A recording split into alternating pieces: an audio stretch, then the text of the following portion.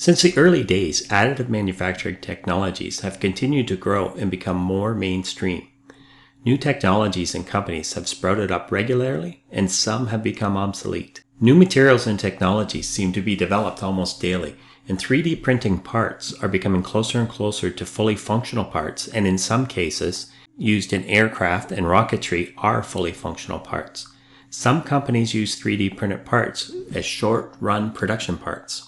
Currently, there are around 11 main types of technologies that are fully developed, and many more are being researched. The methods used fall into several categories: material extrusion, vat polymerization, powder bed fusion with polymers or metals, metal jetting, and binder jetting. SLA, or Stereolithography, was the first 3D printed method to be developed in 1986 by Chuck Hull. SLA printers use mirrors known as galvanometers, with one positioned on the X and another on the Y-axis.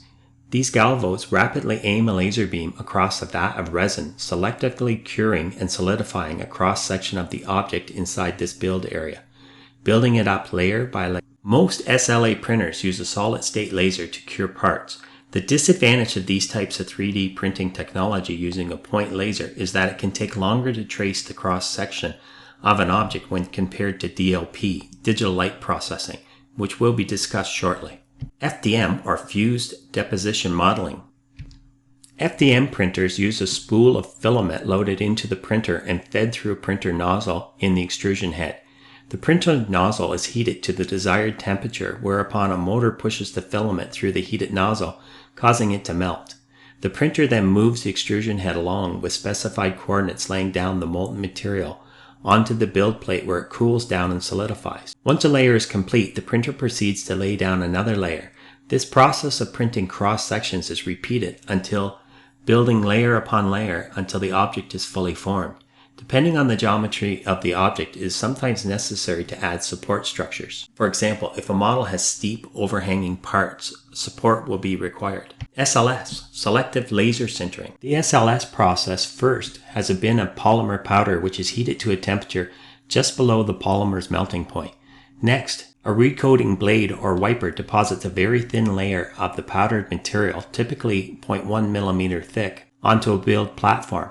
A CO2 laser beam then begins to scan the surface.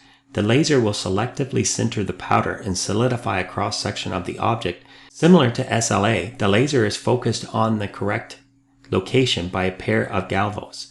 When the entire cross-section is scanned, the build platform will move down one layer thickness in height. The recoating blade deposits a fresh layer of powder on top of the recently scanned layer, and the laser will sinter the next cross-section of the object onto the previous solidified cross-section. These steps are repeated until all objects are entirely manufactured. The powder which hasn't been sintered remains in place to support the object that has, which eliminates this need for support structures. DLP, or digital light processing. DLP machines are very similar to the SLA. The key difference is that DLP uses a digital light projector to flash a single image of each layer all at once, or multiple flashes for larger layers, similar to the whiteboard projectors we use in the classroom. Because the projector is a digital screen, the image of each layer is composed of square pixels, resulting in a layer formed from small rectangular blocks called voxels. DLP achieves faster print times than SLA because the entire layer exposed all at once, rather than tracing the cross-sectional area with the point of a laser.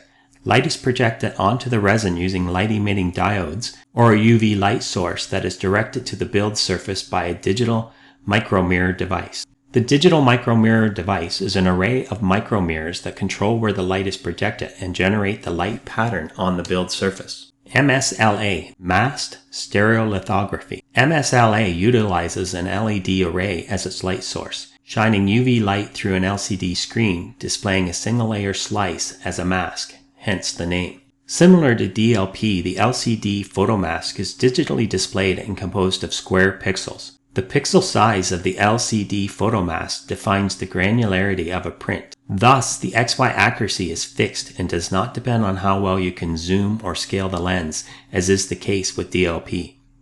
Another difference between DLP-based printers and MSLA technology is that the latter utilizes an array of hundreds of individual emitters rather than a single point emitter light source like a laser diode or DLP bulb. Similar to DLP, MSLA can achieve faster print times when compared to SLA because the entire layer is exposed at once rather than tracing the cross-sectional area.